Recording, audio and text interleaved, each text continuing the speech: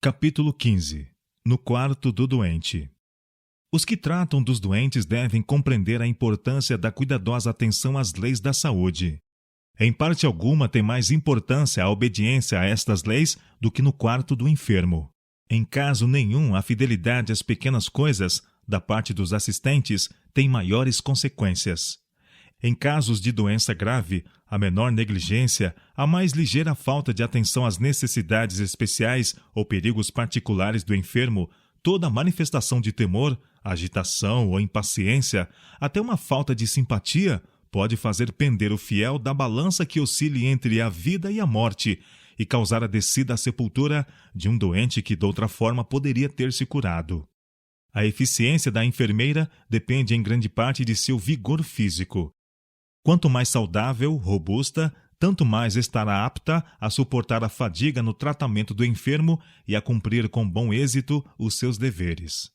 Os que cuidam dos doentes devem prestar particular atenção ao regime alimentar, limpeza, ar puro e exercício. Precauções especiais da parte da família lhe permitirão também suportar as fadigas suplementares trazidas sobre ela e auxiliar a evitar o contágio da doença. Quando a doença é grave e exige dia e noite a presença da enfermeira, o trabalho deve ser partilhado ao menos por 2 enfermeiras competentes, de forma que cada uma tenha a oportunidade de descansar e de fazer exercício ao ar livre. Isso é particularmente importante nos casos em que seja difícil assegurar a abundância de ar puro no quarto do doente. Devido à falta de conhecimento da importância do ar puro, limita-se por vezes à ventilação, ficando com frequência em perigo a vida do doente, como a dos que o tratam. Se forem observadas precauções convenientes, não há necessidade de que doenças não contagiosas sejam contraídas por outros. Que os hábitos sejam corrigidos, e pelo asseio e ventilação conveniente, guarde-se o quarto do doente livre de alimentos venenosos. Em tais condições, o enfermo tem muito mais probabilidade de cura, e na maior parte dos casos, tanto as enfermeiras como os membros da família estarão ao abrigo do contágio da doença. Para assegurar ao doente as mais favoráveis condições de cura, o quarto que ocupa deve ser amplo, iluminado e alegre, com os meios para uma ventilação perfeita. Escolher-se-á para o quarto do enfermo o aposento da casa que melhor satisfaça esses requisitos. Muitas casas não oferecem condições para conveniente ventilação, e é difícil consegui-la, mas tentem-se os possíveis esforços para permitir que o quarto do doente seja atravessado dia e noite por uma corrente de ar puro. Quanto possível, deve manter-se uma temperatura igual. Para o efeito, consulte-se o termômetro. Os que tratam do doente, sendo muitas vezes privados de sono ou despertados durante a noite para atender o paciente, são suscetíveis ao frio e não serão bons juízes de uma temperatura saudável. Parte importante dos deveres da enfermeira é o cuidado com a dieta do paciente. Não se permita que o doente sofra ou enfraqueça por falta de alimento, nem carregue em excesso os enfraquecidos órgãos da digestão. Tenha-se cuidado em preparar e servir comida agradável ao paladar, mas usando um sábio critério em adaptar tanto em quantidade como em qualidade as necessidades do paciente. Em particular, durante o tempo da convalescença, em que o apetite é vivo e os órgãos digestivos não recuperam ainda suas forças, há grande perigo de prejuízo devido a erros de dieta. As enfermeiras e as pessoas que entram no quarto do doente devem se dominar, ser calmas e animosas. Evite-se toda pressa, nervosismo ou confusão. As portas devem ser abertas e fechadas sem ruído, e toda a casa deve estar tranquila. Em casos de febre, necessita-se de especial atenção ao vir a crise e a febre estar baixando. É muitas vezes necessária uma constante vigilância. A ignorância, esquecimento e negligência causaram a morte de muitas pessoas que teriam vivido se houvessem recebido de uma enfermeira judiciosa e inteligente o devido cuidado.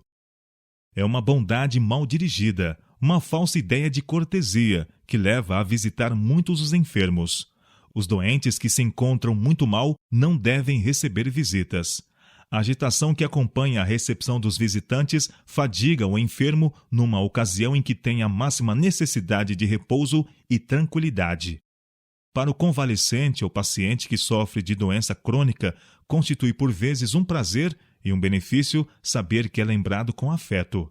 Mas esta certeza, transmitida por uma mensagem de simpatia ou por alguma pequena lembrança, surtirão geralmente melhor efeito do que uma visita pessoal e sem perigo de dano. Em sanatórios e hospitais, onde as enfermeiras estão em relações constantes com um grande número de doentes, requer-se um esforço decidido para se manterem sempre de bom humor e alegres e manifestarem uma consideração inteligente em cada palavra e em cada ato. Nessas instituições, é da máxima importância que as enfermeiras se esforcem por desempenhar seu trabalho com sabedoria e acerto. Necessitam lembrar-se constantemente de que no cumprimento dos seus deveres cotidianos estão servindo a Jesus Cristo. Os doentes têm necessidade de que se lhes digam sábias palavras. As enfermeiras devem estudar a Bíblia diariamente, para que se possam habilitar a pronunciar palavras que iluminem e auxiliem o sofredor. Os anjos de Deus estão nos quartos onde tais doentes são tratados, e a atmosfera que rodeia a alma de quem dá o tratamento será pura e fragrante. Médicos e enfermeiras devem nutrir os princípios de Cristo. Suas virtudes se devem manifestar na vida dos mesmos. Então, mediante o que dizem e fazem, atrairão o doente ao Salvador. Enquanto aplica o tratamento para a restauração da saúde, a enfermeira cristã, de maneira agradável e com êxito, atrairá o espírito do paciente para Cristo, o médico da alma, da mesma maneira que do corpo. Os pensamentos apresentados, um pouco aqui, um pouco ali, exercerão sua influência. As enfermeiras de mais idade não deverão perder ensejo favorável de chamar a atenção do doente para Cristo.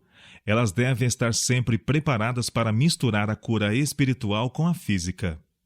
Pela maneira mais bondosa e terna, cumpre às enfermeiras ensinar que aquele que se quer curar precisa deixar de transgredir a lei de Deus.